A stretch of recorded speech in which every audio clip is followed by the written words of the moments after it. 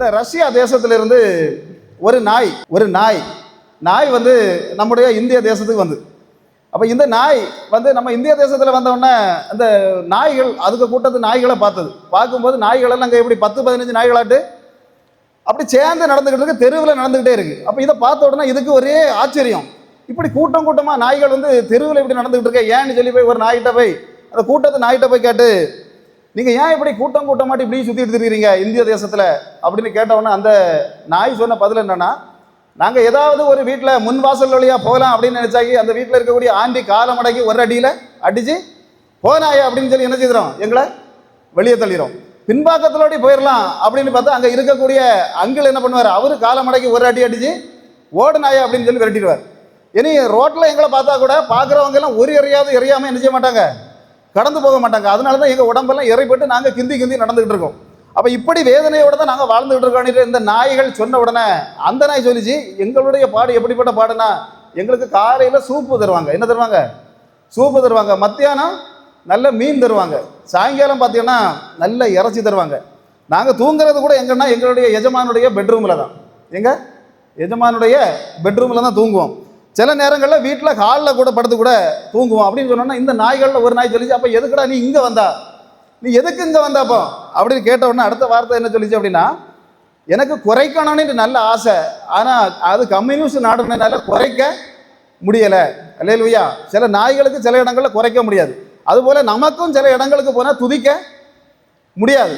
துதிக்கன்னு சில டைம்களில் ஆலயத்துக்கு வாரத்துக்கு தேவன் சில டைம்களை கொடுக்குறாருன்னா அந்த நேரத்தில் நம்ம என்ன செய்யணும், துதிக்கணும். எல்லா இடத்துக்கும் போய் துதிக்க முடியாது. நாங்கள் எல்லாம் அநேக இடங்களில் பைபிள் கொடுக்குற நேபாள் தேசத்துல எல்லாம் போனோம்னா அவங்க எல்லாம், நான் எல்லாம் இப்படி பிரசங்கம் பண்ணும்போது ஒருத்தன் இவ்வளவு நீளத்தில் ஒரு அருவாளை தூக்கி வெளியே வச்சுட்டு இப்படின்னா அல்லேலூயா, அங்கெல்லாம் என்ன செய்ய முடியாது. ஆமாம், அங்கெல்லாம் நம்ம வந்து துதிக்க முடியாது. அப்போ இங்கே நமக்கு கர்த்தர் துதிக்கிறதுக்கு ஒரு நல்ல ஒரு சிலாக்கியத்தை நமக்கு தந்திருக்கிறார் அப்படின்னு சொன்னால் நாம் வந்து கண்டிப்பாக துதிக்கணும். இப்போ என்னைக்கு நாம எல்லாம் வென்டிலேட்டருக்கு போக போகிறோம், என்னைக்கு ஐசியூக்குள்ளே கொண்டு ஏற்ற போகிறாங்க, இல்லை என்னைக்கு நம்முடைய மூக்கில் பஞ்சு வைக்க போகிறாங்கிறது நமக்கு தெரியாது. என்ன பிரசங்கம் பண்ணிட்டு இருக்கிற ஜெயக்குமார் இந்த இடத்துலேருந்து அவன் ஊர் வரைக்கும் போக முடியுமாங்கிறது எனக்கு தெரியாது. அதனால கிடைக்கிற நேரத்தில் என்ன செய்யணும் அப்படின்னு சொன்னால் நம்ம ஆராதிக்கணும். ஆராதனை வந்து சாதாரணப்பட்டவருக்கு அல்ல, அதாவது ஒரு பஞ்சாயத்து பிரசிடென்ட்டுக்கோ வில்லேஜ் ஆஃபீஸருக்கோ இல்லை. நம்ம ஆராதனை செய்கிறது யாருக்கு செய்கிறோம் அப்படின்னு சொன்னால் 3 உலகங்களையும் படைத்த அதிகாரம் உள்ள இயேசு. இப்போ இயேசு அதிகாரம் உள்ளவரா அப்படின்னு கேட்டால் ஒரு சின்ன விஷயத்தை என்னால் சொல்ல முடியும். என்னன்னா, யூதர்களுடைய ஆலயத்தில் முதல்ல போய் பிரசங்கிக்கிறதுங்கிறது நடக்காத காரியம். யூதர்களின் ஆலயத்துக்குள்ள போய் பிரசங்கம் பண்றது அப்படின்னு சொன்னா நடக்காத விஷயம். அதுலேயும் குறிப்பா தச்சனுடைய மகன் பிரசங்கம் பண்றது யூதர் ஆலயத்தில் என்ன செய்யாது. அங்கே நிறைய பேர் உண்டு, வேத பாரகர்கள் உண்டு, சதுசேரர்கள் உண்டு, பரிசேரர்கள் உண்டு. இவங்க எல்லாம் என்ன செய்வாங்க, எவ்வளவு வேணாலும் பிரசங்கம் பண்ணுவாங்க. 7 விதமான குரூப்புகள் அங்கே இருந்தாங்க, அவங்க தான் பிரசங்கம் பண்ண முடியும். ஆனால் இயேசுங்கிற நாசரேத்தில் பிறந்த ஒரு தச்சனுடைய மகன் போய் ஆலயத்தில் பிரசங்கம் பண்றதுங்கிறது ஒரு காலமும் நடக்காத விஷயம். ஆனாலும் இயேசு எருசலேம் ஆலயத்துக்குள்ள போனார். நாம எல்லாம் ஆலயத்துக்கு வந்தோம்னா ஏற்றம் பின் பெஞ்சில் என்ன செய்வோம், இருப்போம். ஆனா இயேசு பேக்கு பெஞ்சில் இருந்தாருன்னு இல்லை, அவன் ஏதோ ஒரு பாஸ்டர் கையை காட்டி உள்ள கூப்பிட்டார், அதனால முன்ன வந்தாருன்னு இல்லை. அவர் வந்தது அங்கிருந்தே டைரக்டா எங்க வந்தாரு, நேர முன்ன ஃபுல் பிட்ல வந்துட்டார். வந்து நின்றுட்டு பாருங்க, வசனத்தை எடுத்து வாசிக்க ஆரம்பித்தார். அது இயேசுக்கு அன்னைக்கு வசனம் வாசிக்க வேண்டியது இயேசு இல்லை, அது வேற யாருக்காவது கொடுத்துருப்பாங்க, யாருக்கு பேர் இருந்திருக்கும் தெரியாது. கன்வென்ஷன் ஸ்பீக்கரும் இயேசு இல்லை. அன்னைக்கு இயேசு தான் வந்தார். அங்கிருந்து வந்த உடனேயே பைபிளை திறந்துட்டு செய்த காரியம் என்னன்னா, ஏசாயா புஸ்தகத்தை பற்றி வாசித்தார். அவர் பிரசங்கம் பண்ணது ராஜாக்களின் புஸ்தகத்தில் இருந்து. அந்த இடத்திலேயே அங்க இருந்தவங்க அவ்வளவரும் அதிர்ந்து போனாங்க. ஒவ்வொரு அந்த பரிசேயரும் சரி சதுசேரும் சரி கதிகலங்கி போனாங்க. அப்படின்னு சொன்னா அதுதான் இயேசுடைய அதிகாரம். இன்னைக்கு அந்த அதிகாரம் உள்ள இயேசு இந்த இடத்துக்கு வந்திருக்கிறார்.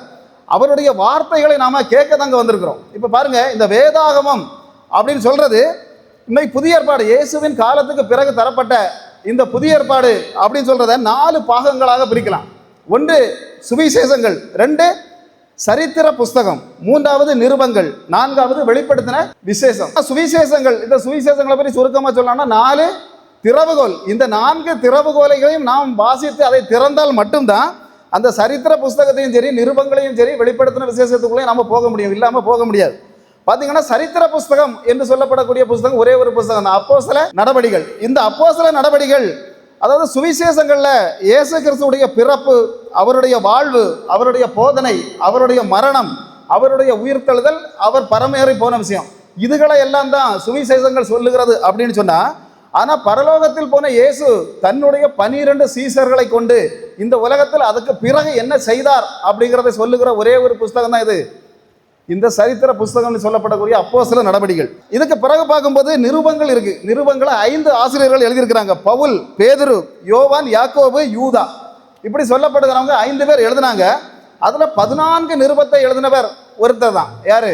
பவுல். இவர் நிச்சயமாக இயேசு கிறிஸ்துடைய சீசர் இல்லை, ஆனாலும் இவர் 14 நிருபங்களை எழுதுகிறார். ஒன்னாவது அவரை பார்த்தா 5 அடி உயரம் தான். இப்போ நான் கூட 5 அடி உயரம் உண்டு, ஆனால் அவர் எத்தனை அடி உயரம்? 5 அடி உயரம் தான். இவரை பார்த்தா தலை மொட்டை தலை, 2 காலும் என்னது, ஒரு கால் இப்படி கிராஸில் தான் இருக்கும், இப்படியும் அப்படியுமா தான் அவர் நடந்து போகக்கூடிய ஒரு ஆள். இது நான் சொல்லலை, அந்த சரித்திர ஆராய்ச்சியாளர் ஜோசிபா சொல்றாரு. இன்னும் அநேக சரித்திர ஆராய்ச்சியாளர் சொல்றாங்க பவுலை பத்தி.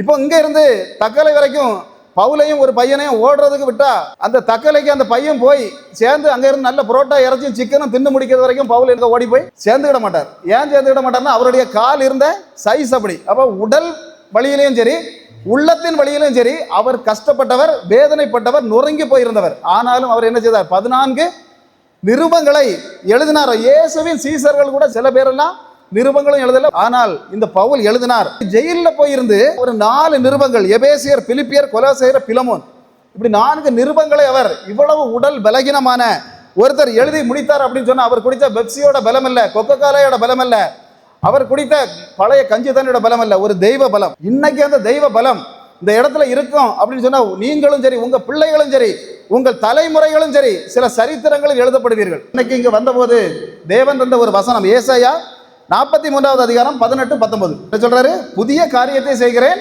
அதை நாளை அல்ல, நாளை மறுநாள் இல்ல, அடுத்த ஈஸ்டருக்கு இல்ல, அடுத்த கிறிஸ்துமஸுக்கு அல்ல, இன்றே இப்போதே செய்கிறேன். இன்னைக்கு தேவன் தெளிவாக சொல்லுகிறார். இங்க வந்திருக்கிறவங்களுக்கு சில பேருக்கு சில புதிய காரியத்தை செய்கிறார். அது நாளை அல்ல, நாளை மறுநாள் அல்ல, அதை இன்றே செய்கிற ஒரு கர்த்தர். ஆமென்.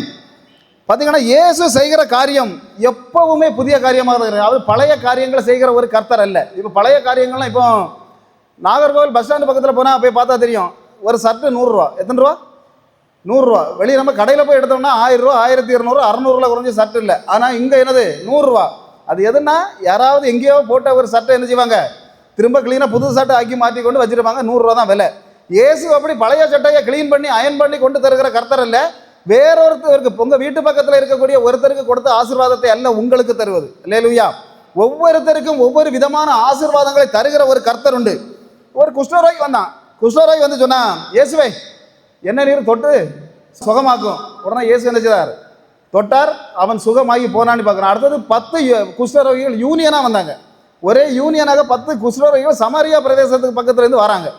வந்த உடனே இயேசு போய் அவங்கள தொட்டாருன்னு இல்லை, அவங்க தள்ளி தான் நின்னாங்க. அவர் தள்ளி நின்னோட சொன்னார், உங்கள் சர்ச்சை பாஸ்டர்கிட்ட போய் நீங்கள் என்ன செய்யுங்க, ஆமாம் ஜெபம் பண்ணுங்க, உங்களுக்கு குறையும் அப்படின்னாரு. அப்போ பாருங்க, அவங்க போகும்போதே அவர்கள் குணப்பட்டார்கள் அப்படின்ட்டு வேதாகமத்தில் பார்க்குறோம். முதல்ல இயேசு சொன்னது ஆஸ்பத்திரிக்கு கொண்டு போங்க, இல்லை வைத்தியத்தை கொண்டு போங்க அப்படின்னு இல்லை. இப்போ நாமன்னா என்ன செய்வோம், உடனடியாக ஒரு ஆஸ்பத்திரி, அப்படி இல்லைன்னா டாக்டர்கிட்ட போவோம். இப்போ டாக்டர்கிட்ட இல்லைன்னா மெடிக்கல் காலேஜுக்கு போவோம். மெடிக்கல் காலேஜில் கடைசியில் சொல்லுவாங்க, இனி என்னால் முடியாது, ஒரு 4 நாளைக்கு முன்னாடி வந்திருந்தா ஏதாவது பண்ணியிருக்கலாம், இனி உங்கள் பாஸ்டர்கிட்ட போய் ஒரு ஜெபம் பண்ணுங்க அப்படின்னு சொல்லும்போது அதுக்கப்புறம் கடைசியாக தான் எங்கே வருவோம், பாஸ்டர்கிட்ட வருவோம். ஆனால் இங்கே அப்படி இல்லை. இவங்க தேவன் சொல்கிறார், முதல்ல உங்களுடைய பாஸ்டர்கிட்ட போய் நீங்கள் ஜெபம் பண்ணுங்க. சொன்ன மாத்திரத்திலே அவங்க நடந்து போன போதே அந்த குஷ்டரோகிகள் என்ன செய்தாங்க அப்படின்னா சுகமானாங்க அப்படின்னு போடுறப்போ, ஒரு குஷ்டரோகியை தொட்டு சுகப்படுத்தின கர்த்தர் இன்னொரு மற்ற 10 குஷ்டரோகிகளை நீங்க போங்க போய் ஜெபம் பண்ணுங்க உங்களுக்கு குணமாகும். அப்போ வித்தியாசமான முறைகளில், அதாவது விடுதலைகளை தருகிற கர்த்தர். கொஞ்ச நாளைக்கு முன்னாடி என்னுடைய யூடியூப் சேனலை பார்த்துட்டு ஒரு ஆள் எனக்கு ஃபோன் பண்ணார். சகோதரா, நான் வந்து அந்நிய மதத்தை சார்ந்தவர், அப்போ வேறொரு மதத்தில் இருக்கேன், எனக்கு இப்போ பயங்கரமான நெஞ்சுவலி, என்னுடைய நெஞ்சுவலியை உங்கள் இயேசுகிட்ட சொல்லி குணப்படுத்தி தருவதாக இருந்தால் நான் இயேசு தெய்வம்ங்கிறத ஒத்துக்கொள்ளுகிறேன் அப்படின்னு சொன்னார். அப்போ நான் ஒன்று சொன்னேன், உம்முடைய நெஞ்சுவலியை குணப்படுத்தி தான் இயேசு தேவனாக ஆகணுங்கிற கதிகேடு இது வரைக்கும் எங்கள் இயேசுவுக்கு வரலை. ஆமாம், இவருடைய நெஞ்சுவலியை குணப்படுத்தி தான் இயேசு தெய்வம் அறிவிக்க வேண்டிய அவசியம் இல்லை. ஏதோ ஒரு 5 குருடர்களை குணப்படுத்தினதுனால நானும் தெய்வம் தாண்டி ஏறி இருந்தவர் அல்ல இயேசு. இல்லை ஒரு 10 குஷ்டரோகிகளை குணப்படுத்துறதுனால நானும் தெய்வம் தான், மற்ற தெய்வத்தை மாதிரி அப்படின்னு சொல்லி ஏறி இருந்தவர் அல்ல இயேசு. பாருங்க, இவங்க சொன்னாலும் சொல்லாவிட்டாலும், நீங்க இன்னைக்கு ஆமேன் சொன்னாலும் சொல்லாவிட்டாலும், நாங்கள் பிரசங்கிக்கிற இயேசு மட்டும்தான் தெய்வம். அல்லேலூயா. அவரை தவிர 9 இல்லை, 8 இல்லை, 7 இல்லை, 6 இல்லை, ஒரே ஒரு தெய்வம் தான் உண்டு. நாங்கள் பிரசங்கிக்கிற தெய்வம் அதுதான் இயேசு. பாருங்க, இயேசு எப்படியெல்லாம் குணப்படுத்துவார், எப்படியெல்லாம் வித்தியாசமா படுத்துவார் அப்படின்னு சொன்னா, எரிக்கோவுக்கு இவர் போகும்போது ஒரு குருடன் அங்க இருக்கிறான். எரிக்கோ குருடன். ஒரே வார்த்தை, உனக்கு என்னடா வேணும்னு கேட்டார். எனக்கு பார்வை, உடனே வார்த்தையால் அவனை குணப்படுத்தினார். பாருங்க, எருசலேம் பக்கத்துல இன்னொரு குருடன் இருக்கிறான். அவனுடைய கண்ணில் போய் துப்பினார். துப்பிட்டு சொன்னார், சீலோவாம் குளத்துல போய் நீ கழுவு அப்படின்னு சொன்னார். ஒருத்தனை வார்த்தையில குணப்படுத்தினார், இன்னொருத்தனை சீலோவாம் குளத்துல போய் கழுகுடா அப்படின்னு சொன்ன தேவன் திரும்பவும் பெத்சாயிதா ஊருக்குள்ள போறார். பெத்சாயிதா ஊருக்குள்ள வழியில இல்ல, மற்ற 2 குருடர்களும் வழியில தான் இருந்தாங்க. 3வது ஒரு குருடனை பிடிச்சு கொண்டு வராங்க. ஒரு குரூப் கொண்டு வந்து இவரை குணப்படுத்தும் ஆண்டவரேன்னா அவனை கையை பிடிச்சிட்டு பட்டணத்துக்கு வெளியே கொண்டு வராங்க. அந்த இடத்துல வச்சு இவனை சுகப்படுத்த கூடாது அப்படிங்கிறது அவருக்கு தெரியும். ஏன்னா பெத்சாயிதா பட்டணம் கீழ்ப்படியாத பட்டணம். அந்த பட்டணத்துக்குள்ள வச்சு இவனை குணப்படுத்தக்கூடாது, பட்டணத்துக்கு வெளியே பிடிச்சு கொண்டு போனார். முதல்ல அவனுக்கு கண்ணை தொட்டார். கண்ணை தொட்ட உடனே இப்ப என்னடா தெரியுதுன்னு சொன்னா, நடக்கிறவங்க எப்படி தெரியுது அவனுக்கு? இவனுக்கு மரம் மாதிரி தெரிந்தது. அப்ப திரும்பவும் இயேசு அவனை தொட்டார்னு போட்டிருக்கு. திரும்பவும் தொட்ட போது அவன் பரிபூரண குணமடைந்தார். இன்னைக்கு இந்த இடத்துல வந்திருக்கிறவங்க இதுவரைக்கும் தொட்டாலும் பூரணமாக குணமடையாதவர்கள் யாராவது இருந்தாலும் சரி, தேவன் சொல்லுகிறார், திரும்பவும் ஒரு முறை உங்களை தொட போகிறேன் அப்படின்னு சொல்றார். ஆமென். அப்ப பாருங்க, இந்த தேவன் அந்த வசனத்துல தன்னை அறிமுகப்படுத்துகிறார். அதில் எடுத்து பார்த்தா ஏசாயா 43, 16, 17 வசனங்கள்ல சமுத்திரத்தில் வழிகளை உண்டாக்கி, தண்ணீரில் பாதைகளை உண்டாக்கி, ரதம் குதிரை இராணுவம் தங்களை எழும்ப செய்து அவைகள் எழும்ப முடியாதபடி அடக்கி போடுகிற, அணைத்து போடுகிற ஒரு கர்த்தர் அப்படின்னு போட்டிருக்கு. பாருங்க, ரதங்களையும் குதிரை வீரர்களையும் எழும்ப செய்து அவர்கள் எழும்ப முடியாதபடி கட்டுப்படுத்துகிற ஒரு கர்த்தர் அப்படின்னு தான் தன்னை அவர் அறிமுகப்படுத்துகிறார். இப்போ ஒரு கல்யாண கார்டு எடுத்தா, ஒரு கல்யாண கார்டு அடிக்கணும் அப்படின்னு சொன்னால் நாம போடுவோம், இன்னாருடைய மகன் இன்னார், இன்னாருடைய பேரனும் இன்னாருடைய மகனும் இன்னாருடைய தந்தை வழி பேரனுமான இன்னார் அப்படின்னு. அப்ப தேவன் தன்னை அறிமுகப்படுத்துகிறார். நாம ஒரு மணமகனை எப்படி அறிமுகப்படுத்துகிறோமோ அதுபோல தேவன் தன்னை அறிமுகப்படுத்துகிறார். எப்படி அப்படின்னு கேட்டா, சமுத்திரங்களில் வழிகளை உண்டாக்க பண்ணுகிறவர், தண்ணீர்களில் பாதைகளை உண்டாக்குகிறவர் கர்த்தர், ரதத்தையும் குதிரையையும் இராணுவத்தையும் எழும்ப செய்கிற ஒரு கர்த்தர். அப்ப இந்த கர்த்தர் என்ன செய்வார் அப்படின்னு சொன்னா, 2 ராஜாக்கள் 7:1 வாசிக்க பார்க்கலாம். என்ன செய்வான்? 1 மரைக்கால் கோதுமை 1 சேக்கலும், 2 மரைக்கால் வார் கோதுமை 1 சேக்கலுக்கும் இருக்கும். இப்போ கோதுமை தெரியும் உங்களுக்கு எல்லாம். வார் கோதுமைன்னா என்னன்னு தெரியுமா? வார் கோதுமைன்னா என்ன? என்னது? அல்லேலூயா. வார் கோதுமை அப்படின்னு சொன்னா பார்லி. ஆமென். பார்லி தான் வார்கோதுமை அப்படின்னு சொல்லுவாங்க. அப்போ வார்கோதுமை அப்பங்களும் உண்டு. 5 பேருக்கு 5000 பேருக்கு 5 மீன்களை கொண்டு இயேசு ஒரு அற்புதத்தை செய்தார். அப்படின்னா 5000 ஆண்கள் அதை வாங்கி சாப்பிட்டாங்கன்னு போட்டிருக்கு. அது வந்து வார்கோதுமை அப்பம் அப்படின்னு வேதாகமத்தில் போட்டிருக்கு. ஆனால் கோதுமை அப்பம் மற்ற காரியங்கள் எல்லாம் ஈடுபடுத்துறதால கோதுமை. அப்போ அதில் என்ன சொல்லப்படுகிறதுனா, 1 மரைக்கால் கோதுமை 1 சேக்கலுக்கும் கோதுமை மாவு, 2 மரைக்கால் வார்கோதுமை 1 சேக்கலுக்கும் விற்கப்படக்கூடிய காலம் வரும். அப்போ காலம் வருதுன்னா நாளைக்கு இல்லை, நாளை மறுநாள் இல்லை, நாளைக்கு காலையிலேயே வரும் அப்படிங்கிறது சொல்லப்படுகிறது. இப்போ இது எதுக்காக சொல்லப்படுகிறது அப்படின்னு சொன்னால், சாலமோன் ஆலயத்தை கட்ட தேவன் சொன்னார். ஆலயத்தை கட்டினவர் இவர். ஆலயத்தை மட்டும் கட்டினதோட விடலை, ஒரு 1000 மனைவிகளை திருமணம் செய்தார். அவர் மனைவிகளை கட்டினார். சரி, கட்டின பிறகு நாடு தேவன் செய்தார், நீ 2ஆக பிரியணும். நாட்டை 2ஆக பிரித்தார். இஸ்ரவேலை சமாரியாவுக்கு தலைநகராகவும் யூதேயாவை எருசலேம் தலைநகராகவும் ஆட்சி நடக்கிறது. 2 இடமாக மாறுகிறது.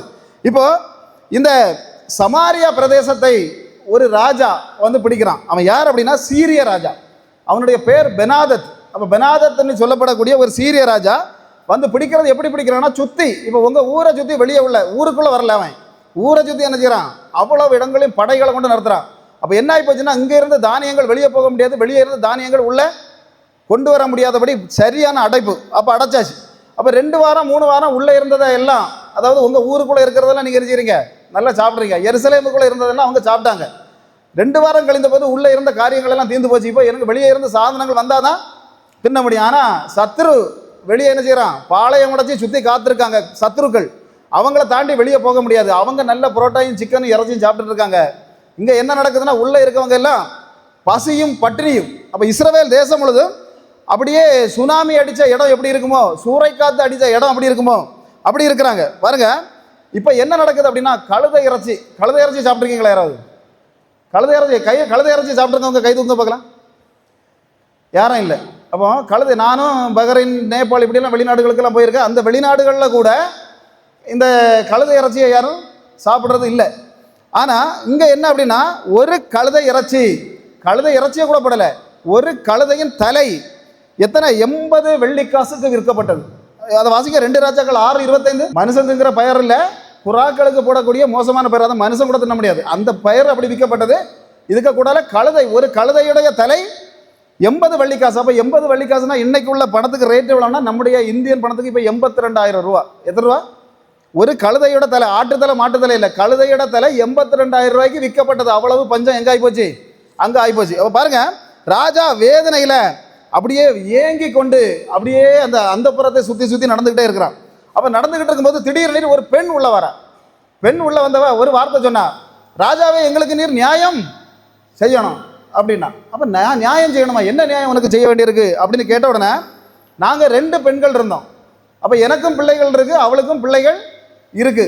ஆனால் இன்னைக்கு நாங்கள் ஒரு தீர்மானம் போட்டோம். என்னன்னா, உன்னுடைய பிள்ளையை வெட்டி இன்னைக்கு இறைச்சியாக சமைத்து இன்னைக்கு சாப்பிடுவோம், நாளைக்கு அடுத்தவளுடைய பிள்ளையை என்ன செய்யணும்? இறைச்சியாக வெட்டி சாப்பிடணும். அப்போ பாருங்க, முத நாள் இங்கே வந்த பெண் என்ன செய்துட்டானா, அந்த பிள்ளையை வெட்டி இறைச்சியாட்டு கேஎஃப்சி ஆட்டு என்ன செய்துட்டா, அவிச்சு தின்னதுக்காக அவள்கிட்ட கொடுத்துட்டா. அப்போ 2 பேரும் சேர்ந்து குடும்பமாக இருந்து என்ன பண்ணிட்டாங்க, ஒரு பிள்ளையை கொன்று அதை வெட்டி எடுத்து தின்னாச்சு. அடுத்த நாள் இவ கேட்கும்போது, உன்னுடைய பிள்ளையை நம்ம சமைச்சு கேஎஃப்சி ஆட்டு சாப்பிடலான்னு சொல்லி கேட்டபோது அவள் தரமாட்டேன்னு சொல்லி பிள்ளைய என்ன செய்தா கொண்டு ஒளிச்சு வச்சுட்டா. அப்போ அதைத்தான் கொண்டு இவ வாரா, எப்படியாவது அவளுடைய பிள்ளையையும் எனக்கு தந்து நீங்கள் எங்களுக்கு ஒரு நியாயம் செய்யணும் ராஜாவே அப்படின்னு சொன்ன உடனே, ராஜா வேதனையில் ஆடையை கிழித்தான்னு போட்டிருக்கு. வேதாந்தத்தில் போட்டிருக்கு. எப்படி போட்டிருக்கு? ஆடையை, தன்னுடைய ஆடையை கிழித்தான். அப்போ இன்னைக்கு அநேக பேர் ஆலயத்துக்கும் ஆடையை கிழித்து போட்டுக்கிட்டு தான் வர்றாங்க. அப்போ தான் தெரியுது நமக்கு ஓரளவுக்கு பஞ்சத்தில் அடிபட்டதுனால தான் ஆடையை கிழித்து கொண்டு வர்றாங்களா அப்படின்னு நான் அடிக்கடி சிந்திக்கிறது உண்டு. பாருங்க, இப்போ இந்த ராஜா யார் அப்படின்னு சொன்னால், யோராம் என்று சொல்லப்படக்கூடிய ராஜா. இவனுடைய அம்மா தான் எசபேல், அப்பா தான் ஆகாப். இவங்க ஏற்கனவே எலியா தீர்க்கதரிசியை கொலை செய்ய முயற்சி பண்ணவங்க தான் இவனுடைய அப்பாவும் அம்மாவும். இப்போ இந்த ராஜாவுக்கு என்ன கோபம் வருது அப்படின்னு சொன்னால், சுற்றி பாளையம் அடித்த சீரிய ராஜாவுக்கு மேலே கோபம் வரல, உள்ளே இருந்த பாஸ்டருக்கு மேலே கோபம் வந்தது. பாஸ்டர் யாரு? எலிசா உள்ளே இருக்கார். இப்போ எலிசாவுக்கு மேலே கோபம் வந்து, இவனுக்கு எதனால தான் இப்படி சீரிய ராஜா நம்மளை வந்து என்ன செய்துட்டான், கட்டி போட்டுட்டான் அப்படிங்கிற ஒரு வேதனையை இவன் என்ன செய்யறான் அப்படின்னு சொன்னால், அவனை கொல்வதற்கு ஆள் அனுப்புகிறான். யார? எலிசா தீர்க்கதரிசி. எலிசா பாஸ்டரை கொல்லுவதற்கு ஒரு ஆளை அனுப்புகிறான். அப்போ கொலை செய்ய போனவன் எலிசா, கொலை செய்ய இவன் புறப்பட்டு போகும்போது அங்கே இருந்து ஜெபம் பண்ணி கொண்டு இருக்கிற எலிசாவுக்கு விஷயம் தெரியுது. இப்போ இன்னைக்கு உங்களை, அதாவது உங்கள் குடும்பத்தை அழிக்கணும், உங்கள் குடும்பத்தை சர்வநாசப்படுத்தணும்னு ஏதாவது ஒரு அந்நிய சக்தி புறப்பட்டு வரும்போதே நீங்கள் ஜெபிக்கிறவங்களா இருந்தால் உங்கள் வீட்டுக்குள்ளே வச்சு உங்களுக்கு தெரியப்படுத்துகிற ஒரு கர்த்தர் உண்டு. அல்லேலூயா. பாருங்க, கொலை செய்ய ஆள் வருகிறது அப்படிங்கிறது யாருக்கு தெரியுது? அங்கே இருக்கக்கூடிய எலிசாவுக்கு விஷயம் தெரிஞ்சாச்சு. இப்போ நம்மளை கொல்லுக்கு ஆள் வருது. அப்போ அவன் ஒன்றும் செய்யலை, அந்த இடத்துல இருக்கிறான்.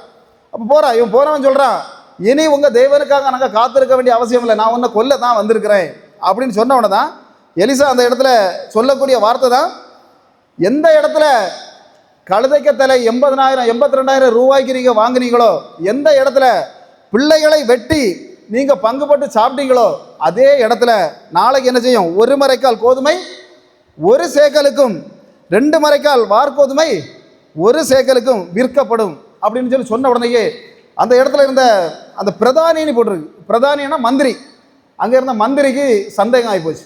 ஆமாம், வேற ஒருத்தனும் ஒரு பதிலும் சொல்லலை. மந்திரி ஒரு வார்த்தை சொன்னான், என்னன்னா, வானத்திலிருந்து மதகு திறந்தாலும் இந்த மாதிரி காரியம் நடக்குமா அப்படின்னு சொன்னான். அப்போ பாருங்க, சொன்னவன் எப்படிப்பட்டவன் அப்படின்னு சொன்னால், இவனுடைய முப்பாட்டன் தான் வனாந்தரத்தில் அலைந்து திரிந்த போது 40 வருஷம் மன்னாவை சாப்பிட்டவன். யாரு? இவனுடைய தாத்தை. ஆமாம், முப்பாட்டன் தான் சாப்பிட்டான். இதெல்லாம் அறிந்திருந்த பிறகும் இவன் தேவன் மேலே நம்பிக்கை வைக்காம ஒரே ஒரு விஷயத்தை தான் சொன்னான். என்ன சொன்னான் அப்படின்னு சொன்னால், இது வானத்திலிருந்து மதகுகள் திறந்தாலும் இந்த சம்பவம் நடக்குமா அப்படின்னு. ஆனால் தேவன் அப்படிப்பட்டவர் அல்ல. இப்போ ஆபிரகாமுடைய வீட்டுக்கு ஒரு 3 தேவபுத்திரர்கள் கடந்து போனாங்கன்னு பார்க்குறோம். 3 தேவபுத்திரர்கள் போன உடனே ஆளுக்கு 1 படி வீதம் அவங்களுக்கு மாவு எடுத்து அப்பம் செய்து, ஒரு ஆள் 3 தேவபுத்திரர்கள் போகிறாங்க, 3 பேருக்கு 3 படி கரெக்டாக அளவுந்து என்ன செய்கிறான், கொடுத்து அப்பம் செய்து கொடுக்குறாங்க. அதுபோல் ஆனால் ஒரு கன்று, அந்த கன்று வந்து அவங்க அளக்கலை, அந்த கன்றை எடுத்து இறைச்சியாக சமைச்சு கொடுக்குறாங்க. ஆனால் 650 வருடங்கள் கழிந்த பிறகும் இதை மறக்காத கர்த்தர் ஆபிரகாமுடைய தலைமுறைகள் 400 வருஷமாக அடிமைத்தனமாக இருந்து அங்கிருந்து இங்கே புறப்பட்டு வந்தபோது 40 வருஷம் அலைஞ்சாங்க. 40 வருஷம் என்ன செய்தார்? பரலோகத்திலிருந்து மன்னாவை பொழிய பண்ணின ஒரு கர்த்தர். அப்போ ஒரு நாளும் நீங்கள் ஒரு காரியத்துக்கு தேவனுக்கோ இல்லை தேவ சபைக்கோ நீங்கள் அளந்து கொடுப்பீங்க அப்படின்னு சொன்னால், உங்கள் தலைமுறைகளுக்கு அளக்காமல் எத்தனை வருடங்கள் ஆனாலும் மறக்காமல் கொடுக்குகிற ஒரு கர்த்தர் உண்டு. 650 வருடங்களுக்கு பிறகு மறக்காமல் கொடுத்த ஒரு கர்த்தர். அப்போ இந்த விஷயங்களை கூட இந்த பிரதானிக்கு நம்பிக்கை இல்லை. பிரதானி டக்குன்னு சொன்னா, நாளைக்கு 1 சேக்கல் மாவு வந்து இப்படி கொடுக்கறதுக்கு வானத்தின் கதவுகளை திறக்கிறதுக்கு சான்ஸ் இருக்கா அப்படின்னு கேட்ட உடனேயே அந்த ராஜ பிரதானியை பார்த்து எலிசா மட்டும் ஒரு வார்த்தை சொன்னான், அது நடக்கும் நாளைக்கு, ஆனால் நீ பாப்பாய், நீ ஆனால் சாப்பிட மாட்டாய். என்ன செய்ய மாட்டா? நீ பாப்பாய், நடந்த சம்பவங்களை நீ பாப்பா, ஆனால் நீ அதை சாப்பிட்றதுக்கு உனக்கு கிருபை இல்லை, நீ என்ன தேவனை என்ன செய்துட்டா விசுவசிக்கவில்லை அப்படிங்கிறதுனால. பாருங்க இப்போ என்ன நடக்குதுன்னா, தேவன் அங்கே ஒரு 4 குஷ்டரோகிகளை எழுப்பினார். அப்போ தேவனுக்கு ஒரு நல்ல ஒரு காரியம் செய்யணும், ஒரு அபிஷேகமான காரியத்தை வெளியே செய்யணும், ஒரு அற்புதத்தை செய்யணும் அப்படின்னு சொன்னால் டாக்டரோ இல்லை கலெக்டரோ இல்லை பிஹெச்டி படித்தவரோ இல்லை எம்டி முடித்தவரோ வேணுங்கிற அவசியம் இல்லை. அந்த இடத்துல இருந்த குஷ்டரோகிகள் 4 குஷ்டரோகிகளை அவர் எழுப்புகிறார். குஷ்டரோகிகள்னா எப்படி இருப்பாங்க அப்படின்னா, வேதாகமம் சொல்லுகிறது துணிகளை கிழித்து போட்டிருப்பாங்க, தலையை மூடி இருக்கக்கூடாது, தாடியை மூடி இருக்க வேண்டும், எப்போ பார்த்தாலும் குஷ்டம் குஷ்டம் குஷ்டம்னு சொல்லிக்கிட்டே இருக்கணும். இவங்க தான் குஷ்டரோகிகள். அப்போ இப்படிப்பட்ட குஷ்டரோகிகள் 4 பேரை அந்த இடத்துல தேவன் நினைச்சுக்கிறாரு, எழுப்புகிறார். அப்போ எழுப்புகிற குஷ்டரோகிகள் அந்த இடத்துல இருந்த 4 குஷ்டரோகிகளும் ஒரு தீர்மானம் போடுறாங்க. நம்ம ஊரில் இப்போ என்ன நடக்குது? ஆமாம், கழுதைக்கு தலையை 82,000 ரூபா கொடுத்து வாங்குகிறோம், ஒரு பிள்ளையை வெட்டி இன்னொரு பிள்ளை ஒரு குடும்பம் சாப்பிடுது. இப்படிப்பட்ட சூழ்நிலையில் நம்ம இங்கே கிடந்து சாப்பிடுவதை விட எவன் நம்மை சுற்றி பாளையம் அடித்து இறங்கியிருக்கானோ அந்த பாளையத்துக்குள்ளே, அந்த சீரிய மிலிட்ரிக்குள்ளே நம்ம போவோம். என்ன இருந்தாலும் வாழ்ந்தாலும் நம்ம வாழ்வோம், இல்லை செத்தாலும் சாவு. எப்படியுமே சாவுங்கிறது எப்படி கண்டிப்பாக நமக்கு நடக்கும். அதனால இங்கே இருந்து சாவதை விட அங்கே போய் நம்ம சாகலாம் அப்படிங்கிற ஒரு முடிவை எடுத்துட்டு இவங்க அங்கே போகிறாங்க. அங்கே போகும்போது அங்கே என்ன நடந்தது அப்படின்னா, 2 ராஜாக்கள் 7-6 வாசிக்கும் போது தேவன் என்ன பண்ணார் அப்படின்னா, இந்த குஷ்டரோகிகள் அங்கே போய் சேர்வதற்கு முன்பாகவே அந்த சுற்றி இருந்த பாளையங்களுக்கு பயங்கரமான ரதங்களின் இறைச்சல்களையும் குதிரைகளின் இறைச்சல்களையும் இராணுவத்தின் இறைச்சல்களையும் தேவன் கேட்க பண்ணினார்.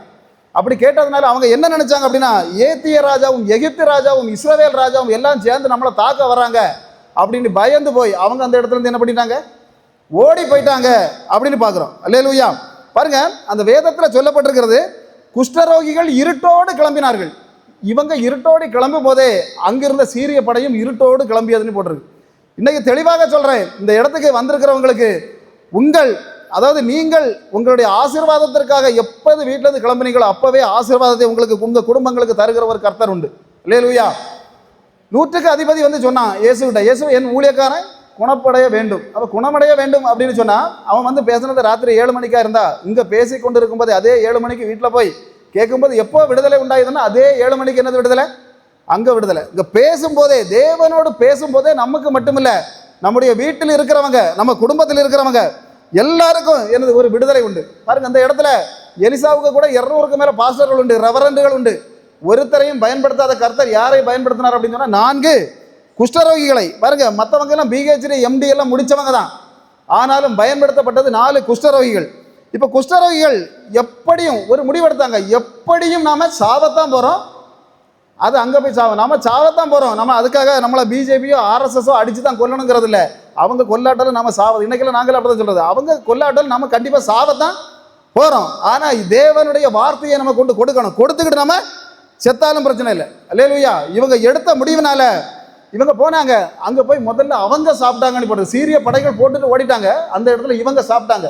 அவங்க ஏன் சாப்பிட்டாங்க அப்படின்னு சொன்னால், அந்த இடத்துல முதல்ல நாம பலப்படணும். இத்தனை நாள் பட்டினி கிடந்திருக்காங்க, முதல்ல நாம பலப்படணும். நாம பலப்படாமல் மற்றவங்களுக்கு பிரசங்கம் பண்ணால் வேற யாரும் கேட்க மாட்டாங்க. அந்த இடத்துல பாருங்க, அவங்க நல்லா சாப்பிட்டாங்க. 2வது ஒரு முடிவு பண்ணாங்க, நாம அங்கே இருந்து சாப்பிட்டுக்கிட்டு கொள்ளை அடிச்சுட்டு இருக்கிறது நல்லதில்லை, ஒரு நற்செய்தியை என்ன செய்யணும், இஸ்ரவேலுக்குள்ளே போய் அறிவிக்கணும் அப்படின்னு ஒரு முடிவெடுத்தாங்க. இஸ்ரவேலை நோக்கி. இன்னைக்கு அதுதான் சொல்கிறோம், எவ்வளவு கஷ்டமாக இருந்தாலும் சரி, நாம தேவனுடைய நற்செய்தியை வெளியே கொண்டு கொடுக்கக்கூடிய ஒரு கண்டிஷனை நமக்குள்ள இருக்கு. கர்த்தர் நமக்கு அதுக்காக தான் நம்மளை இங்கே கூட இருக்கு. குஷ்டரோகிகளை எதற்காக வைத்தாரோ அதுபோல இன்னைக்கு இந்த உபவாச ஆராதனைக்கு வந்திருக்கிற உங்களையும் அதே திட்டத்தோடு தான் கொண்டு வச்சிருக்கிறார். இப்போ அங்கே நடந்தது என்ன அப்படின்னா, அரண்மனையில் போய் ராஜாட்ட சொல்லியாச்சு, சீரிய படைகள் ஓடி போயிட்டாங்க, அதனால என்ன நாம ஓடி போய் அவங்க வச்சிருக்கக்கூடிய எல்லா தானியங்களையும் கொள்ளையடித்து நம்ம கொண்டு வந்துடுவோம் அப்படின்னு சொன்ன உடனே ராஜா முதல்ல நம்பலை. உடனே கொஞ்சம் ஆட்களை போய் பார்த்தாங்க, பார்த்துட்டு வந்து சொன்னாங்க, ஆமாம் அவங்க என்ன செய்தாங்க, ஒழிச்சு ஓடியாச்சின்னு சொன்ன உடனே இந்த பிரதானியை முன்னால் நிறுத்தி இவங்களை எல்லாம் சீரிய பாளையத்துக்குள்ளே அனுப்பிவிடுன்னு சொல்லி அந்த பிரதானியை முன்னே நிறுத்தின போது இங்கேருந்து பஞ்சத்தினாலையும் பட்டினியாலையும் ஓடின இந்த ஜனங்கள் அந்த பிரதானியுடைய மேலே சவிட்டி அவனை காலால் மிதித்து கொண்டு போட்டார்கள் அப்படின்னு வேதத்தில் சொல்லப்பட்டிருக்கிறது. அப்போ பாருங்க, விசுவசிக்காதவன் அந்த இடத்துல செத்து போனான். ஆனால் விசுவசித்த ஜனங்கள் அந்த இடத்துலயே சீரிய இராணுவத்துக்குள்ள போய் என்னதெல்லாம் இருந்தோ, எந்த இடத்துல ஒரு கழுதையின் தலையை 82,000 ரூபாய் கொடுத்து வாங்கினாங்களோ, எந்த இடத்துல தங்களுடைய பிள்ளைகளை வெட்டி சாப்பிட்டாங்களோ, அந்த இடத்துலயே ஒரு 2 மரைக்கால் வார்கோதுமை எவ்வளோ, 1 சேக்கலுக்கு அவங்க வாங்கினாங்க. அந்த இடத்துல அவங்க வாங்கி சாப்பிட்டாங்க அப்படின்னு சொல்லி அந்த இடத்துல பார்க்குறோம். அல்லேலூயா. பாருங்க, அப்போ என்னன்னா அந்த இடத்துல இவங்களுக்கு இந்த நிலைமைக்கு ஆகிறதுக்கு காரணம் என்ன? இவங்க ஏன் இந்த கழுதை தலையை சாப்பிட வேண்டிய நிலைமை வந்தது அப்படின்னா, அந்த நாட்டு ராஜாவுடைய பெருமை. ராஜா, நான் எதை இருந்தாலும் நான் ராஜாவாக இருக்கிறேன், நான் அழிச்சு காட்டுவேன் அப்படிங்கிற ஒரு பெருமை அவனுக்கு இருந்ததுனால தான். இப்போ கொஞ்ச நாளைக்கு முன்னாடி குவைத்து, இப்போ குவைத்து தான் இந்த உலகத்திலேயே அங்கே உள்ள தினாருக்கு தான் இன்னைக்கு மதிப்பு அதிகம். ஆமாம், நாங்கள் இருந்த பஹ்ரைன்ல எல்லாம் பார்த்தா ஆமாம் பீடின்னு சொல்லுவாங்க, இது கேடி அப்படின்னு சொல்லுவாங்க. கேடி தான் இன்னைக்கு நான் அவங்களுடைய 1 ரூபாய் நம்முடைய 220 ரூபா, 220 வரும், சில விதத்தில் 240 ரூபா வரும். அவ்வளவு அமெரிக்காவுடைய அந்த இது இல்லை. அதை விடவும் பவர் கூடினது எதுதான்? அதை விடவும் இந்த இவருடைய கேடி என்று சொல்லப்படக்கூடிய இவருடைய தினார் தான் உலக அளவில் மதிப்பானது.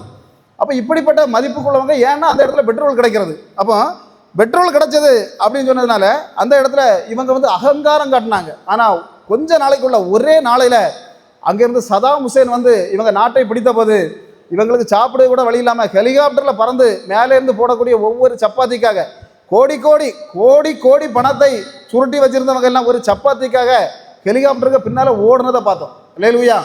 அதுபோல் சென்னை மக்கள்கிட்ட எல்லாம் சில சர்ச்சைகள்லாம் போனால், சர்ச்சைக்கு ஏன் வரலன்னு கேட்டால் பாஸ்டர் வார்த்தை அந்த அக்கா மாதிரி சொல்லக்கூடிய பதில், எனக்கு முட்டு வலி படியேற என்ன செய்ய முடியாது, சர்ச்சைக்குள்ளே வர முடியாது. கொஞ்ச நாளைக்கு முன்னே ஒரு பெரிய மழை வந்து அந்த மழையில் இவங்க ஏறின அந்த மழை வந்து இந்த பெருவெள்ளம் வந்த உடனே ஒரு 60 படி 70 படி யாரும் என்ன செஞ்சிட்டாங்க, ஓடி போய் மாடியில் போய் நின்னாங்க. அப்போ பாருங்க, சர்ச்சைக்கு வரும்போது முட்டுவலி வந்துடும். ஆனால் பெருமழையை அனுமதித்து தேவன் ஓட செய்கிற ஒரு தெய்வம் உண்டு. பாருங்க, இந்த இடத்துல குஷ்டரோகிகள் மூலமாக ஒரு விடுதலையை கொடுத்த ஒரு தெய்வம் உண்டு. அப்போ என்ன ஒரு சம்பவத்தையும் கூட சொல்லி என்னுடைய செய்தியை முடிக்கலாம் என்று ஆசைப்படுகிறேன். 2 ராஜாக்கள் 3, 16, 17 வாசிங்க பார்க்கலாம். காற்றையும் நீங்கள் காண மாட்டீங்க, மழையும் காண மாட்டீங்க. ஆனால் என்ன பள்ளத்தாக்கு அவ்வளவு அது எங்கன்னா வனாந்தரத்தில். அப்போ ஏன் இந்த சம்பவம் சொல்லப்படுகிறது அப்படின்னு சொன்னால், இஸ்ரவேல் தேசத்தை யோராம் என்கிற ராஜா, 9வது ராஜா, இவன் ஆட்சி செய்து கொண்டிருக்கிறான். யூதா தேசத்தை யோசேபாத் என்று சொல்லக்கூடிய 4வது ராஜா. அப்போ 2 ராஜாக்கள் ஆட்சி செய்து கொண்டிருக்கிறாங்க. அப்போ மோவாப் ராஜா இந்த இஸ்ரவேல் ராஜாவுக்கு எதிராக கிளர்ச்சி பண்ணுறான். என்ன செய்யறான்?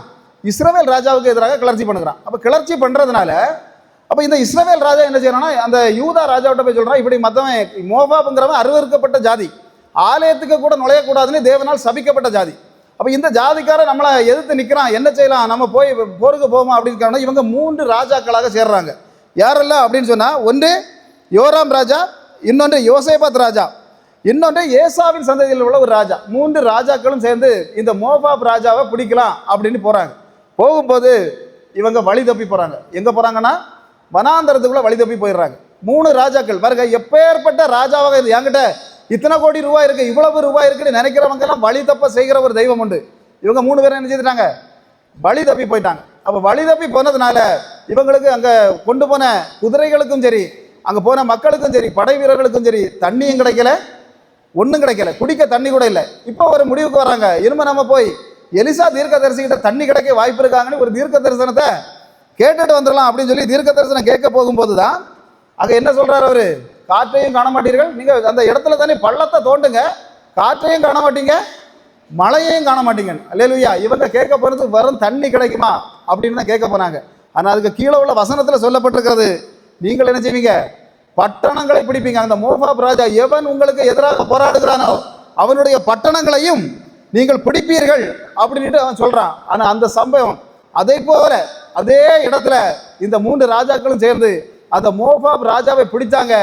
மோவாப் ராஜா கோபத்தில் தன்னுடைய மூத்த மகனை பிடித்து அந்த இடத்திலேயே வேறொரு அவனுடைய தெய்வத்திற்கு, மோளகுன்னு சொல்லக்கூடிய தெய்வத்திற்கு பலியிட்டு விட்டு ஒளிச்சு ஓடி போனான் அப்படின்னு வேதாகமத்தில் சொல்லப்பட்டிருக்கிறது. அல்லேலூயா.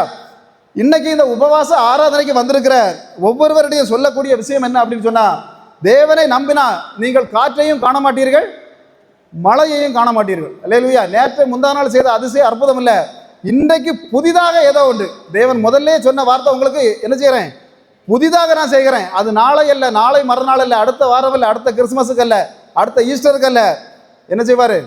ஆமாம். அல்லேலூயா.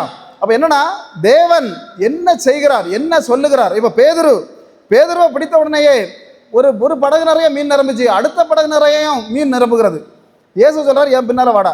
அப்ப என் பின்னால வாடா அப்படின்னு சொன்ன உடனே நான் அதை கொண்டு அதை தக்கலை மார்க்கில் கொண்டு நான் வித்துட்டு வரேன் ஆண்டவரே, 2 படகு நிறைய மீன் இருக்கு, அதை வித்துட்டு வரேன் அப்படின்னு ஒரு வார்த்தை அவர் பேதுரு சொல்லியிருந்தாருன்னா அவருடைய சீன் அன்னைக்கே முடிஞ்சிட்டு. அவர் சொன்ன உடனேயே கீழ்ப்படிந்ததுனால அந்த இடத்துல என்ன சம்பவித்தது அப்படின்னு சொன்னா பரலோகத்தின் திறவுகளை ஏற்ற கொடுத்தாரு, அவர்கிட்ட கொடுத்தார். ஆமா, அதுபோல தான் நோவாட்ட சொன்னார் பேழை கட்டணும் நீ அப்படின்னு சொன்னா உன்னுடைய அப்பனுடைய அளவிலேயோ உன்னுடைய ஆண்டியோட அளவிலேயோ உன்னுடைய மாமாவுடைய அளவிலேயோ இருக்கக்கூடாது. நான் சொல்லுகிற அளவு நீளம் 300 முழம், அகலம் 50 முழம், உயரம் 30 முழம், இந்த அளவில் தான் நீ கட்டணும் அப்படின்னு சொன்ன உடனே நோவா வந்து இல்லை ஆண்டவரே என்கிட்ட அதுக்குள்ள காசு இல்லை ஆண்டவரே, நான் வேணா சர்ச்சில் போய் சொல்லி எல்லாருக்கும் ஆளுக்கு 500 ரூபா போட்டு வாங்கி பிரித்து அடுத்த வருஷம் கட்டுறேன் அப்படின்னு சொல்லியிருந்தான்னா அவனுடைய சீனு அன்னைக்கே முடிஞ்சிருக்கான். என்னைக்கு சொன்னாரோ அன்னைக்கே அவர் கெட்ட துணிந்ததுனால அங்கே என்ன நடந்தது அப்படின்னா அதை செய்த ஆசாரிமார்கள் கூட என்ன செய்யலை, நம்பி பேழைக்குள் வர முடியல. இவரை நம்பி இருந்த குடும்பம் 8 பேரும்